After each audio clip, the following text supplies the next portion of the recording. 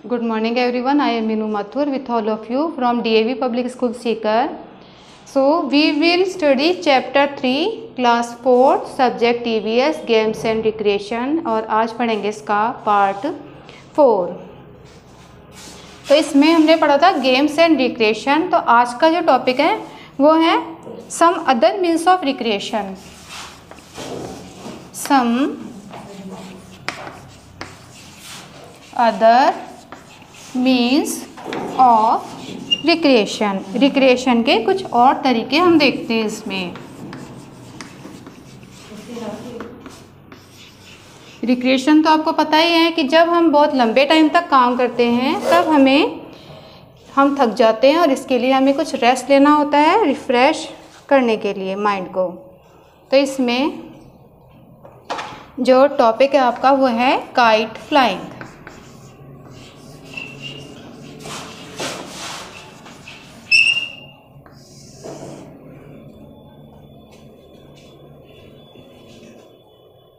is kite flying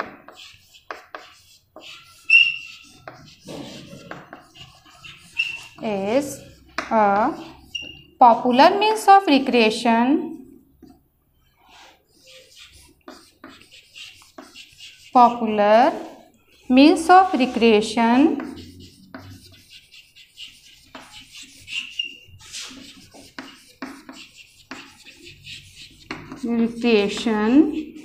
as well as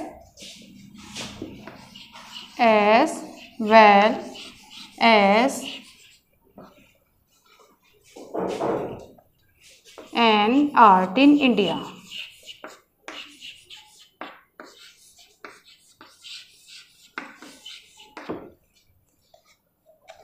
On Makar Sankranti, SANKRANTI,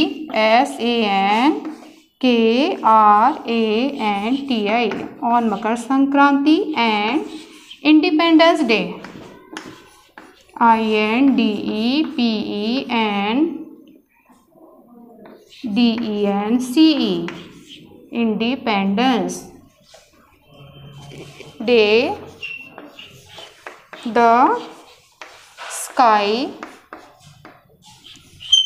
is full of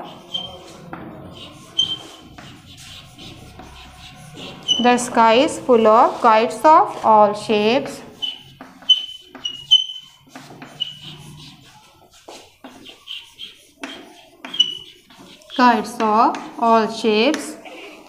Sizes and colors.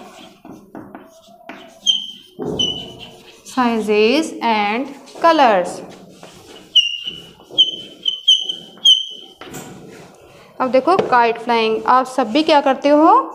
Kite flying करते हो, सभी को इसका शौक होता है। तो kite flying is a popular means of recreation as well as an art in India. क्यों? तो ये क्या है, पूरे इंडिया में ही काइट फ्लाइंग जो होती है वो की जाती है और एक पॉपुलर मीन्स ऑफ रिक्रिएशन है। तो ये जो है सभी जगह इंडिया के किसी भी स्टेट में चले जाएं तो ये क्या है, पॉपुलर है, मतलब फेमस है, सभी को ही आता है पतंग उड़ाना। फिर है on Makar Sankranti and independence day. तो पतंग जो होती है ये कब कब उड़ाई जाती हैं? एक तो मकर संक्रांति को, ठीक है, और इसके अलावा इंडिपेंडेंस डे को भी उड़ाई जाती है काइट्स। तो उस टाइम क्या होता है, the sky is full of kites of all shape. सभी टाइप की जो होती है वो काइट्स उड़ाई जाती हैं, ठीक है। शेप इसमें सभी शेप्स की होती है, साइजेस भी होती हैं उनमें, कोई बड़ी होती है कोई छोटी, और किसी का कलर जो होता है वो मतलब डिफरेंट कलर्स के जो काइट्स होती हैं वो उड़ाई जाती हैं। तो ये है काइट फ्लाइंग। और इसके अलावा है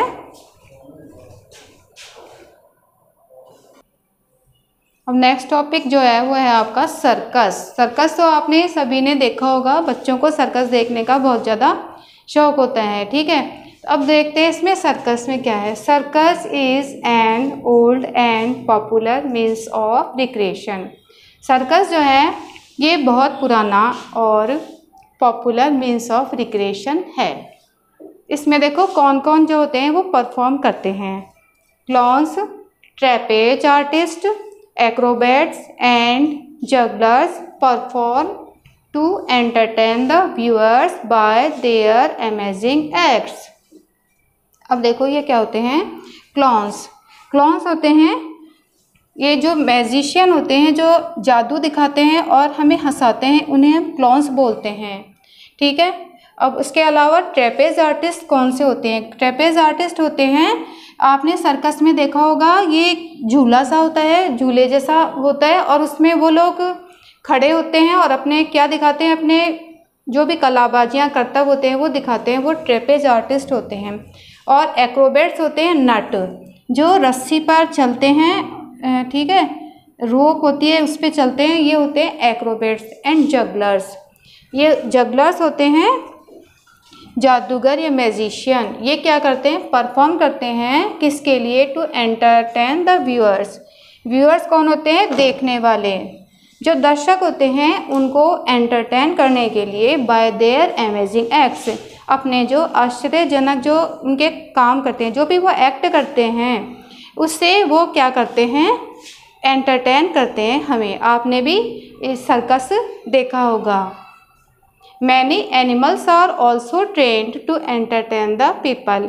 और इसमें केवल ये लोग ही नहीं होते, बल्कि एनिमल्स जो होते हैं उनको भी ट्रेंड किया जाता है और ये क्या करते हैं, एंटरटेन करते हैं। एंटरटेन मतलब क्या होता है, मनोरंजन करते हैं। किसका करते हैं? व्यूअर्स का, जो भी देखने वाले दर्शक होते हैं उनका। इसमें देखो कौन कौन से एनिमल्स होते हैं, आपने देखा होगा, इसमें एलिफेंट होता है और टाइगर होता है, लॉयन होता है। ठीक है, इस तरह के जो एनिमल्स होते हैं ये भी इसमें क्या करते हैं, इसमें ये पार्ट लेते हैं और ये इन्हें स्पेशल ट्रेनिंग इसके लिए दी जाती है।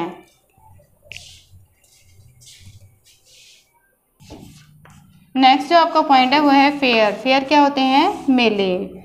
Fair are one of the most enjoyable means of recreation होते हैं और ये एंजॉय करते हैं हमारा। ठीक है, fairs are one of the most enjoyable means of recreation.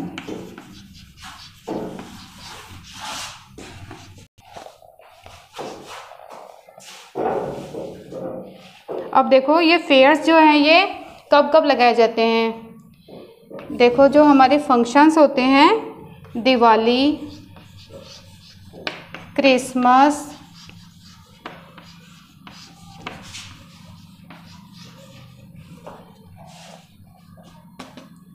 Dussehra,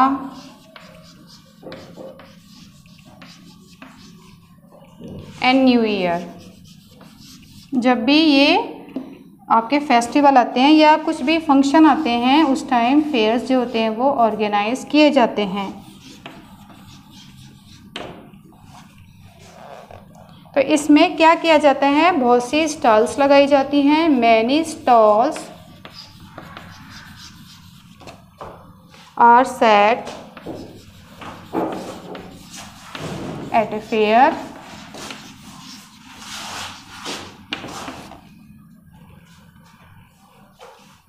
तो इसमें सभी लोग जो होते हैं बहुत ज़्यादा क्या करते हैं, एंजॉय करते हैं। और इसके अलावा कुछ रिलीजियस मेले भी होते हैं, रिलीजियस फेयर्स भी होते हैं। इनमें है आपके कुंभ मेला एंड पुष्कर मेला, जो आपके रिलीजियस फेयर्स हैं। रिलीजियस फेयर्स हैं आपके कुंभ मेला एंड पुष्कर मेला। तो आपने इनका नाम सुना होगा, कुंभ का मेला एंड पुष्कर मेला। तो ये जो है ये रिलीजियस फेयर्स हैं। और इसके अलावा भी कुछ होते हैं, जैसे India international trade fair, book fair भी आपने नाम सुना होगा। बुक फेयर भी होते हैं जिनमें क्या होती है, ओनली बुक्स रखी जाती हैं। और इसके अलावा मेगा ट्रेड फेयर का नाम भी आपने सुना होगा, या कोई भी इंडिया इंटरनेशनल ट्रेड फेयर।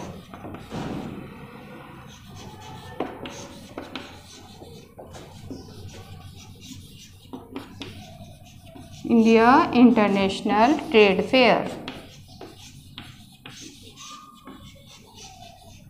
इनका नाम भी आपने सुना होगा। ये जो मेले होते हैं ये किस लिए आयोजित किए जाते हैं या किस लिए ऑर्गेनाइज किए जाते हैं? ट्रेडिंग के लिए, व्यापार के लिए। अब देखो इसमें fairs are one of the most enjoyable means of recreation. Fair जो होते हैं ये एक बहुत ज़्यादा एन्जॉयबल मीन्स ऑफ रिक्रिएशन है, जिसमें हमें बहुत ज़्यादा एन्जॉय करते हैं हम। आप भी जाते होंगे फेयर देखने के लिए। Deepawali, Christmas, Dussehra and new year. तो ये जो फंक्शंस या फेस्टिवल होते हैं तो इन अवसरों पर जो जैसे होली होती है तब भी फेयर लग जाता है, दशहरा होता है तब भी मेला लग जाता है, तो आप इसको देखने के लिए जाते हो। इसमें क्या किया जाता है, बच्चे क्या करने जाते हैं? Many stalls are set at a fair. इसमें बहुत सी स्टॉल लगाई जाती है जिसमें खाने पीने की बहुत सी चीज़ें रखी जाती हैं, टॉयज़ भी होते हैं जिन्हें लेने के लिए बच्चे जाते हैं। अब देखो रिलीजियस फेयर्स होते हैं, ये कोई एक पर्टिकुलर रिलीजन के जो लोग होते हैं वो रिलीजियस फेयर्स में जाते हैं, जैसे कुंभ मेला एंड पुष्कर मेला। और इसके अलावा भी कुछ ऐसे मेले होते हैं जैसे बुक फेयर जिसमें बुक्स रखी जाती हैं, और इसके अलावा होता है इंडिया इंटरनेशनल ट्रेड फेयर। इस तरह के मेले भी होते हैं जिनमें व्यापार से संबंधित जो चीज़ें होती हैं वो इसमें रखी जाती हैं।